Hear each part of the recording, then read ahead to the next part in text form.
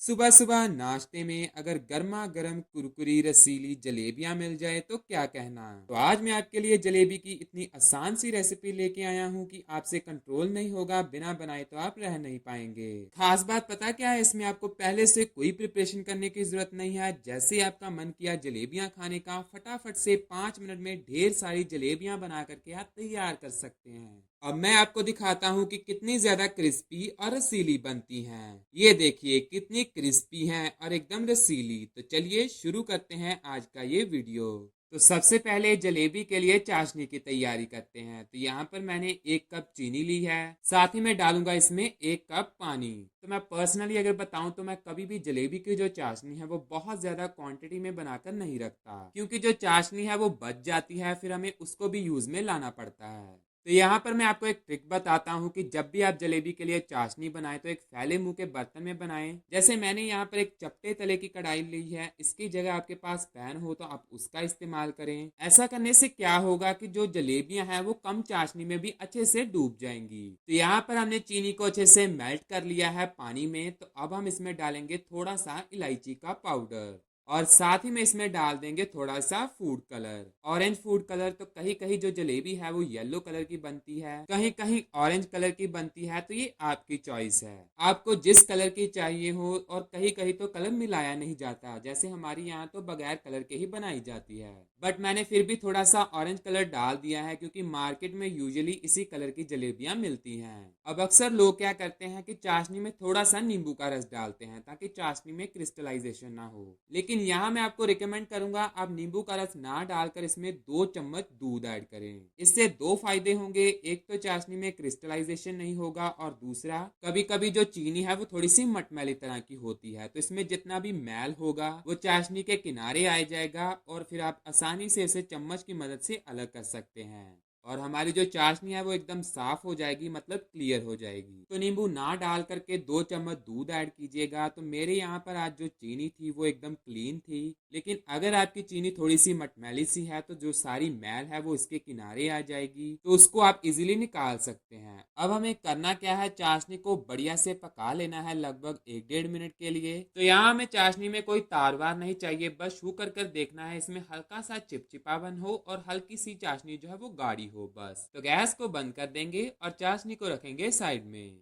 चलिए अब यहाँ पर हमने एक मिक्सिंग बाउल ले लिया है, इसमें हम डालेंगे 1 कप मैदा। 1 कप से ही हम जलेबियां बना रहे हैं, आपकी फैमिली अगर बड़ी है तो आप यहाँ पर ज्यादा मैदा भी ले सकते हैं। अब यहाँ पर मैंने आधा कप पानी लिया है, थोड़ा थोड़ा कर हमें पानी डालना है और इसका एक बैटर तैयार करना है। तो फ्रेंड्स मेरी आपसे एक रिक्वेस्ट है कि अगर आपको मेरी रेसिपी पसंद आ रही है तो नीचे एक लाइक का बटन दिया गया है, उसे जरूर से प्रेस कीजिएगा। और अगर ना पसंद आए तो डिसलाइक भी कर सकते हैं, लेकिन कर जरूर से दीजिएगा, इससे हमें पता चल जाता है कि आपको हमारी रेसिपीज कैसी लग रही हैं। और यहाँ पर आप देख सकते हैं कि मैंने विस्कर का यूज किया है। विस्कर ना हो तो आप चम्मच का यूज मत कीजिएगा, उससे लम्स रह जाते हैं, आप कीजिएगा हाथों का यूज। और ये देखिए फ्रेंड्स, हमने इसका एक स्मूथ बैटर बना करके तैयार कर लिया है। तो बैटर की कंसिस्टेंसी यहाँ पर बहुत मैटर करती है जलेबी बनाने के लिए, तो इसलिए बैटर की कंसिस्टेंसी आप ध्यान से देख लीजिए, बहुत ज्यादा पतली भी नहीं है और ना ही बहुत ज्यादा गाढ़ा है। और इस तरह की कंसिस्टेंसी का घोल बनाने के लिए मुझे आधा कप प्लस 2 टेबलस्पून पानी और लगा था,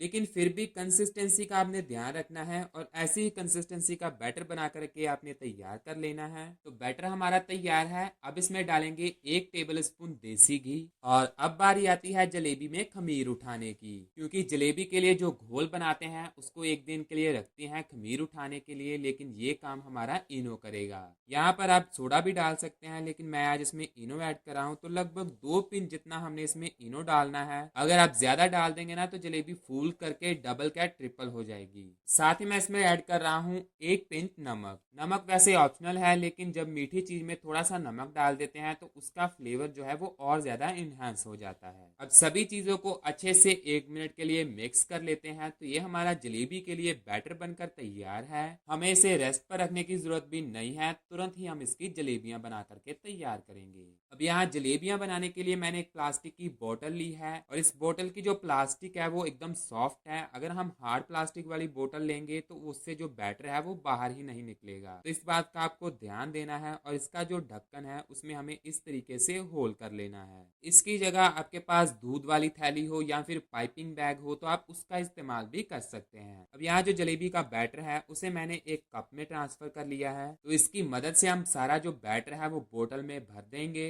पूरी बोतल को नहीं भरना है, थोड़ी सी जगह हमें छोड़ देनी है और फिर ढक्कन लगा करके हमें जलेबियां बनानी शुरू करनी है। और बोतल की मदद से हम इस तरह से जलेबियों को शेप देंगे।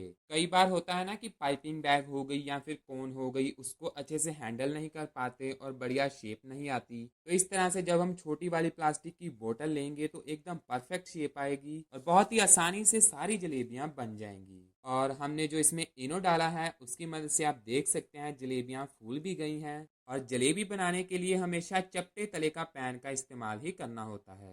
और एक बहुत ज़रूरी टिप, आपको इसमें बहुत ज़्यादा तेल भी नहीं ऐड करना होता। आप बहुत ज़्यादा तेल डाल देंगे तो जो जलेबी है वो अच्छे से शेप नहीं ले पाएगी और तेल में बिखरने लगेगी। इसलिए कम तेल में ही आपने उलटते पलटते हुए जलेबियों को फ्राई कर लेना है। और ये देखिए 2 से ढाई मिनट में ही आप देख सकते हैं हमारी जो जलेबियां हैं उन पर बहुत प्यारा कलर आ चुका है। तो इस स्टेज पर हम इसको डायरेक्ट ट्रांसफर करेंगे हमारी चाशनी में। तो जो जलेबियां हैं वो काफ़ी गर्म है और चाशनी जो है वो हल्की गर्म है। वैसे यहाँ पर चाशनी गर्म हो ना हो लेकिन जलेबियां जो है वो गर्म गर्म ही होनी चाहिए, फिर ही ये चाशनी को अच्छे से अब्जॉर्ब करेंगी और एकदम रसीली बनकर तैयार होंगी। तो चलिए अब बताता हूँ दूसरी ट्रिक। जो बिगिनर हैं जिन्होंने पहले कभी भी जलेबी नहीं बनाई वो इस ट्रिक की मदद से बहुत ही आसानी से जलेबियां बना सकते हैं।